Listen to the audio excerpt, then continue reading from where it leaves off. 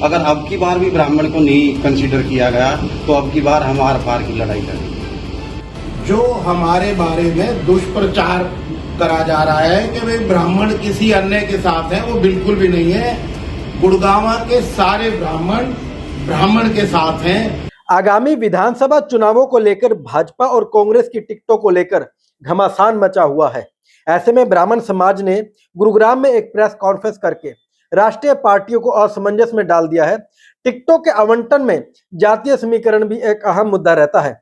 इसी के चलते गुरुग्राम की सीट पर 70 से 75 हजार ब्राह्मण वोटर होने का दावा करते हुए अनेक ब्राह्मण संगठनों के पदाधिकारियों ने प्रेस कॉन्फ्रेंस का आयोजन कर चेतावनी देते हुए कहा कि अगर इस बार ब्राह्मण समाज को दरकिनार किया गया तो वे महापंचायत कर ब्राह्मण समाज से निर्दलीय उम्मीदवार चुनावी मैदान में उतारने को विवश होंगे।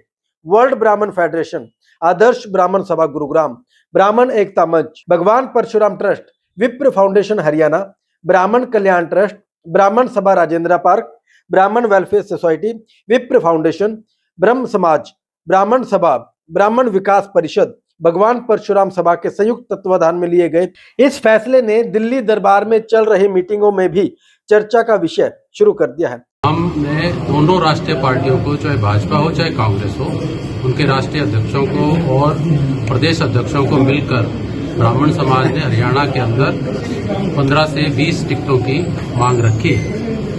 राष्ट्रीय पार्टियां इसको इग्नोर करती हैं, तो हम सब संस्थाएं मिलकर ब्राह्मणों की, गुड़गांव की जितनी भी संस्थाएं हैं सब एकजुट हैं और उन्होंने एक मत से ये फैसला किया है कि अगर राष्ट्रीय पार्टी टिकट नहीं देती है तो हम निर्दलीय व्यक्ति को, अपने समाज के व्यक्ति को चुनाव में उतारेंगे।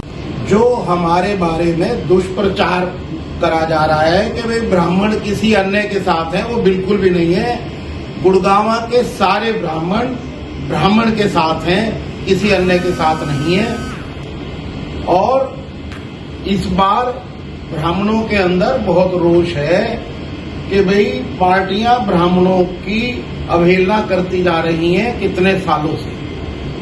तो इसलिए ब्राह्मण को अपनी जाति के हिसाब से, जिनको सभी को अपना अपना हक मिलता है, और ब्राह्मणों को ये पार्टियां ब्राह्मणों का हक काटती जा रही हैं, जिससे ब्राह्मणों में बहुत ज्यादा रोष उत्पन्न हो गया है।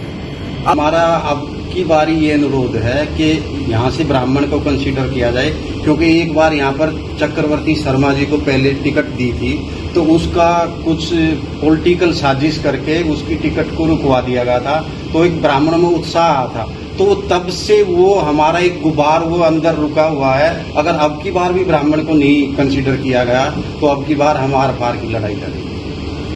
ऐसे में अब देखना यह होगा कि ब्राह्मण समाज की एकजुटता के आगे नतमस्तक होंगी राष्ट्रीय पार्टी या फिर इस बार चुनावी दंगल में ब्राह्मण समाज का कोई होगा निर्दलीय उम्मीदवार।